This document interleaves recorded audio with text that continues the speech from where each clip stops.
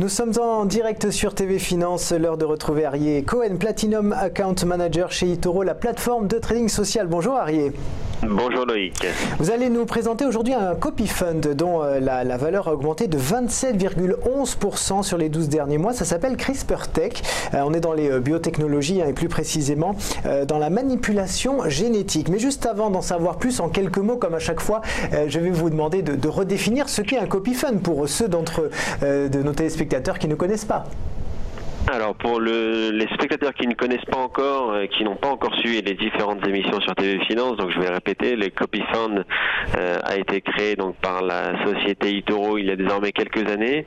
Le système est relativement simple, hein. On propose à nos clients d'investir dans des paniers, on va dire, de sociétés ou de traders différents justement pour pouvoir calquer directement leur propre portefeuille. Maintenant, chaque copy fund dans lequel vous déciderez d'investir, vous aurez donc l'impact immédiat sur vos chiffres, sur vos résultats par rapport à la performance en cours. Maintenant, on a trois types de copy fund. Vous avez le premier qui est le trader copy fund, où on va vous permettre de copier donc la stratégie, en tout cas différentes stratégies de différents traders, d'accord, pour justement avoir une allocation parfaite. On vous donne la possibilité d'investir en un seul clic sur 50 traders différents. Certains traderont des actions, d'autres des devises, matières premières, indices et actions. Et à ce moment-là, justement, on met à la disposition de nos clients la possibilité d'avoir vraiment une diversification parfaite du portefeuille en copiant différentes stratégies de différents traders. Dans le trader copy fund, on a à peu près 8 copy funds différents. On a également le partner copy fund, où là on vous permettra de copier les plus grands du trading, que ce soit Carl Icahn ou Warren Buffett, vraiment calquer leur propre portefeuille. Et la troisième partie sera les market copy funds, qui fait partie donc notamment des big tech et des CRISPR-Tech. Donc au lieu d'investir on va dire dans différentes actions séparément, vous investissez dans un secteur qui vous plaît. Si le secteur des technologies américaines vous plaît, vous allez pouvoir investir sur big tech. En un seul clic, vous allez acheter du Apple, Amazon, Netflix, etc. Et c'est justement la famille donc du CRISPR-Tech dans lequel nous allons évoquer aujourd'hui. Alors justement, ce CRISPR-Tech, pourquoi vous l'avez choisi ce matin? Qu'est-ce qu'il a de particulier? Alors, ce qu'il y a de particulier dans ce CRISPR-Tech, déjà dans un premier temps, c'est un copy fund. Pour faire simple, hein, dans les grandes lignes, ce sont des grandes entreprises qui représentent des grandes entreprises qui sont impliquées dans la technologie, en tout cas biotechnologie, pardon, mais surtout dans la technologie d'édition de gènes humains. D'accord? Donc la technologie s'appelle en elle-même CRISPR, d'accord? C'est la CRISPR technologie. Elle est utilisée par différentes sociétés qui permet justement donc de la modification de l'ADN humain, qui pourrait clairement révolutionner pas mal de choses en termes de biotechnologie. Et voilà, on a décidé donc de lancer ce copy fund il y a désormais quelques mois, et comme vous avez pu le constater et le citer un peu plus tôt, les 12 derniers mois sont relativement intéressants avec plus de 22% de hausse, et plus précisément si on va se baser sur l'année en cours, on est actuellement à 7% de hausse. Ouais. Alors justement, vous en parliez tout à l'heure, on est sur des maladies, enfin en tout cas les remèdes, la recherche sur les remèdes à certaines maladies, donc du coup c'est effectivement un secteur, je dirais, porteur. Pour autant, on constate quand même, on va le voir dans les statistiques, une certaine volatilité, hein, plus 13% en janvier, moins 7%, puis moins 6% en mars, ça remonte en mai de 8%, en juillet de 6%. Alors il y a des fluctuations qui sont importantes selon les mois. À quoi on les doit ? Alors bien sûr qu'il y a des fluctuations qui sont importantes par rapport aux différents mois, différentes informations dans le secteur en lui-même, mais pourquoi pas non plus des informations générales. On peut les entendre parler donc de guerres commerciales qui durent depuis des mois, des chutes du cours du pétrole qui fait tomber différents secteurs. Alors juste pour rappel, hein, depuis on va dire fin d'année 2017 voire début d'année 2018, il y a énormément de secteurs qui sont dans le rouge. D'accord ? Je pense au secteur de l'automobile, des services services aux consommateurs, des banques notamment qui les trois sont à plus de 10% de baisse, d'accord, depuis le début de l'année. Et on passe également par l'énergie, la distribution, l'informatique, la technologie. Donc tous ces secteurs sont dans le rouge. Et si on regarde bien évidemment le secteur CRISPR-Tech, en tout cas les sociétés que eToro a su choisir, on est à l'heure actuelle sur une hausse depuis le début de l'année de 7%. Alors oui, il y a des hauts et des bas, il y a différentes fluctuations en fonction de ce qui se passe sur les marchés, en fonction des rapports trimestriels. En plus, nous entrons depuis quelques jours désormais dans la période des rapports trimestriels. Donc les sociétés cotées en bourse, notamment américaines, publieront leurs résultats. En fonction de ces résultats-là, il pourrait y avoir une influence et une fluctuation importante des cours, et ce qui pourrait également influencer les statistiques directement de ce copy fund. Donc voilà, il y a quand même pas mal de choses qu'on pourrait prendre en considération. Oui, et puis en plus, quand ça monte, on peut dire que ça monte plutôt très bien. On va regarder peut-être justement les entreprises qui composent le portefeuille. Vous allez peut-être nous en dire un petit mot? C'est ça. Alors à l'heure actuelle, on a 7 entreprises différentes. On va trouver du Merck, Agilent, Renieron, Sangamo, Intela, Editas et Selectis. Il y a certaines grosses entreprises que déjà tout le monde connaît et d'autres plus petites. On peut notamment parler de Merck. Alors ces sociétés-là ont été choisies de façon pas anodine, mais clairement parce qu'elles utilisent la technologie CRISPR, car elles font partie de ce secteur-là des biotechnologies, notamment Merck, qui est une des sociétés les plus connues de ce fonds. Récemment, durant l'année 2017, elle a mis la main sur 2 patents, justement 2 nouveaux patents pour investir dans le développement de cette technologie, d'accord, donc dans la technologie de CRISPR. Ce sont 2 nouveaux patents qui leur ont coûté beaucoup d'argent, qui leur obligent, on va dire, à augmenter leur dette. Cependant, le retour sur investissement pourrait être relativement intéressant si les résultats venaient à être au rendez-vous.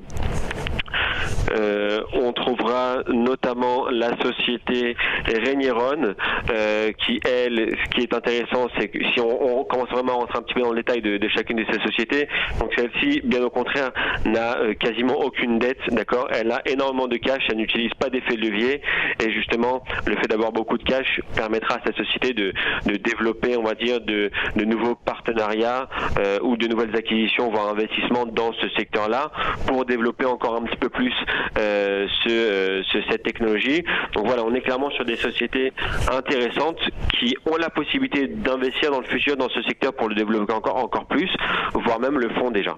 Alors, si j'ai bien compris, effectivement, quand je suis allé voir ce copy fund, les investissements dans les entreprises sont les mêmes. Ils sont à 14,25% chacun. Pourquoi ce choix ? En fait, si vous voulez, le choix a été relativement simple. On a tout simplement divisé les 100% par 7 sociétés, d'accord. L'allocation est à parts égales pour les différentes sociétés, malgré qu'il y ait des sociétés plus cotées que d'autres, ouais, avec un market cap plus élevé. On a fait justement exprès, puisque on peut clairement voir que des sociétés même plus petites peuvent également avoir un rendement plus élevé. D'ailleurs, puisqu'on parle de cela, comme vous l'avez pu le constater, ce copy fund contient plusieurs sociétés, certaines à grande capitalisation boursière, d'accord. Les grandes capitalisations boursières à l'heure actuelle de ce copy fund cumulent plus de 300 milliards de dollars de capitalisation boursière sur ces 7 sociétés, d'accord. Donc vous avez d'un côté la possibilité d'investir donc dans les grosses sociétés avec un gros market cap, justement pour obtenir des sociétés un petit peu haut de gamme dans le portefeuille de notre client, mais on a ce copy fund, il comprend également donc des sociétés biotech à plus petite capitalisation, avec vraiment des capitalisations boursières de 1 milliard de dollars au minimum, d'accord, et chacune d'entre elles pouvant avoir un potentiel d'avoir un impact très positif à l'avenir, justement parce que cela pourrait impacter directement, vu que la société, ce ne sont pas des sociétés très très grandes non plus, donc une nouvelle information positive sur ce secteur-là pourrait les aider grandement. Alors vous classez toujours vos copy funds selon un indice de risque. On est sur quelle note ici ? Alors sur celui-ci, on est sur une note de 6, d'accord. Il faut savoir qu'en général, c'est la note moyenne en général pour les copy funds, pour les market copy funds, d'accord. Alors pour rappel, le niveau de risque est un indicateur de risque sur une échelle de 1 à 10, en comprenant que le 1 est le moins élevé et le 10 le plus risqué. On combine beaucoup d'informations justement pour établir cette note-là. On va déjà dans un premier temps utiliser donc les effets de levier sur les différentes positions, la tendance des marchés, la direction des positions, mais également l'allocation. En l'occurrence, on est sur des niveaux de 6, surtout parce qu'on est dans un seul secteur. Déjà, on n'est que sur de l'action américaine, mais en plus là, on est directement impacté sur le secteur biotechnologique. C'est-à-dire que si demain, ce secteur-là est défavorisé par rapport à d'autres secteurs, et j'ai un exemple, est impacté de 10%, forcément, ce copy fund-là sera impacté directement, et certainement de 10% également. Contrairement aux traders copy fund, où vous copiez différents traders, là vous avez donc beaucoup de choses différentes. Vous avez des devises, des matières premières, des indices, des actions, et si on parle actions, on va avoir différents secteurs, que ce soit même à la hausse comme à la baisse, avec effet de levier, sans effet de levier. Donc c'est beaucoup plus diversifié, la raison pour laquelle sur les traders copy fund, on est en général sur des niveaux de risque de 2 voire 3. Alors du coup là, on est sur quel profil d'investisseur ? Là, on est sur des profils d'investisseurs plutôt long terme qui croient justement dans la technologie et qui, bien évidemment, ont l'intention d'être, on va dire, exposé au marché action, d'accord, parce qu'il ne faut pas oublier que c'est uniquement de l'action, d'accord, il n'y a pas d'ETF, il n'y a pas d'obligation ou quoi que ce soit, donc c'est clairement des personnes ce sont des investissements sur du long terme. Déjà, c'est en général sur les copy funds, ce sont des investissements sur du long terme. Il ne faut pas s'y attendre un investissement sur quelques semaines, voire 2-3 mois, à part peut-être le panic mode qui parie sur la baisse des cours, mais que tout le reste des marchés sont vraiment sur des investissements plutôt long terme, plusieurs bons mois, voire même quelques années. Et voilà, on sait très bien que la bourse, ce sont des cycles. Il faut savoir être patient, il faut savoir profiter lorsque le marché monte et ne pas directement couper les investissements. Et donc voilà, c'est un secteur clairement prometteur, avec énormément d'avenir et qui pourrait, je pense, ravir énormément de nos clients. D'ailleurs, il en ravit déjà 1000. Ouais. On est toujours sur un investissement minimum de 5 000 $. Exactement, pour chaque copy fund, le minimum sera de 5 000 $. Déjà, dans un premier temps, pour avoir un minimum d'argent sur une position, puisque là, n'oubliez pas que sur chaque action, vous investirez 14% de votre portefeuille, donc ça représente à peu près 700 et quelques dollars. Donc il faut qu'il y ait quand même un minimum d'argent sur ce copy fund là, et bien évidemment, je vous rappelle qu'il y aura également des rééquilibrages, d'accord, des rééquilibrages sur chaque portefeuille, sur chaque copy fund eToro. Ce sera des rééquilibrages périodiques qui auront lieu si, bien évidemment, on décide de modifier une société qui n'utilise plus cette technologie, ou peut-être entrer de nouvelles sociétés qui utilisent justement ce support pour diversifier encore un peu plus et mettre de nouvelles sociétés, ou tout simplement, pourquoi pas, modifier l'allocation si on décidera de le faire par la suite. Mais encore une fois, ce sont des rééquilibrages périodiques et bien évidemment les clients seront informés. Eh bien, merci beaucoup Arié Cohen. Je rappelle que vous êtes Platinum Account Manager chez eToro, la plateforme de trading social.